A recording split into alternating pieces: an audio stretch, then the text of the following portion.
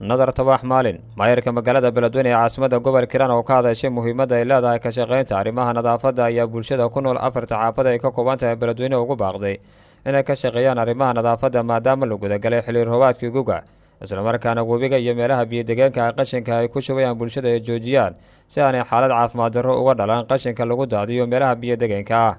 waxaana ay sheegtay in dawlad hoose ay si laabi doonaan howlaha ka shaqeynta nadaafadda dawladda hoose oo ay bishii maalmo kooban ay ka shaqeeyaan shaqaalaha waaxda nadaafadda dawladda hoose ee magaalada Beledweyne nadaafadda magaalada balse haatan loo baahan yahay in wadajir la isaga kaashado ka shaqeynta nadaafadda magaalada si loo soo celiyo bilicdii magaaladan ay lahayd biri samaadkii waatan maayarka magaalada Beledweyne nadar tabax maalin oo ka hadlaysa nadaafadda iyo waliba muhiimadda ay leedahay kadib wareysi gaar ay siisay muuqaalbaahiyaha Hirshabelle TV waxaana hadaladeedii ka mid ahaa waxaan maanta ku faraxsanahay in ugu horeyn aan yeelano ama state ku yeesho TV sababtoo ah meedigu wuxuu gudbiyaa fariimo fara badan oo ku saabsan noocyo fara badan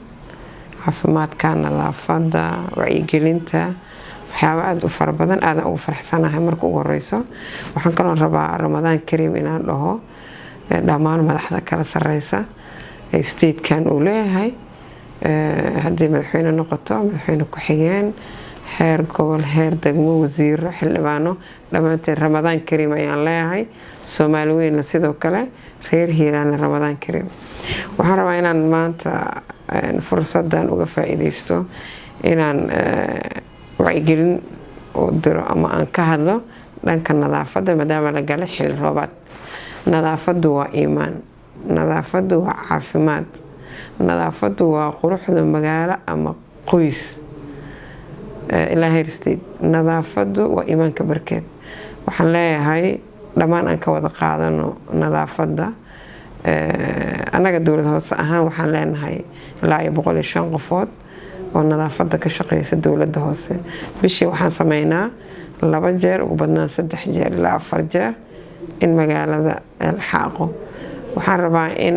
xilli roobaad maadaama la galay 100 midna kuma filno inay ka shaqeeyaan magaalada gudaheeda inay nadaafadda ay ka wada shaqeeyaan waxaan rabaa inaan qof kasto oo muwaadin ah oo degan degmada Beledweyne ama afartan xaafadood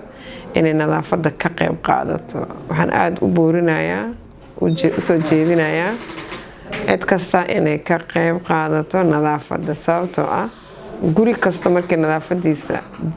gudihiisa iyo banaankiisa labadaba la nadiifiyo waxa imaanayso inay soo noqoto bilicdii iyo quruxdii magaalada annaguna waxaan markasta diyaar u nahay inaan ka shaqeyno dhanka kale duqa magaalada Beledweyne nadar tabax maalin ayaa fariin u dirtay madaxda shirkadaha korontada ee ka howlgala Beledweyne way sheegtay in looga baahan yahay in magaalada ay wadajir u iftiimiyaan maadaama aan laga qaadin shirkadahaasi wax canshuur ah sidoo kalena bulshada magaalada ugu baaqday inay jiraan geedka loo yaqaan geed yuhuudka ama geed jinniga cidii awaamirta dawladda u hogaansami waysana tilmaantay in laga qaadi doono tallaabo adag waatan mar kale maayarka magaalada Beledweyne nadar tabax maalin oo ka hadlaysa arrimahaasi waxaana hadaladeedii ka mid ahaa geedaha ka baxo guryaha maadaama roob u yimid banaanka guryaha xaafadaha dhexdooda guri kasta albaabkiisa waa inuu ka jaro geedka ku yaalo cidii aan ka jarin kolay sharciyada laga dhigo dawladda hoose ka dhigtay sharciyadaas la tiigsanaa waa geed jinniga ka baxo xaafadaha dhexdooda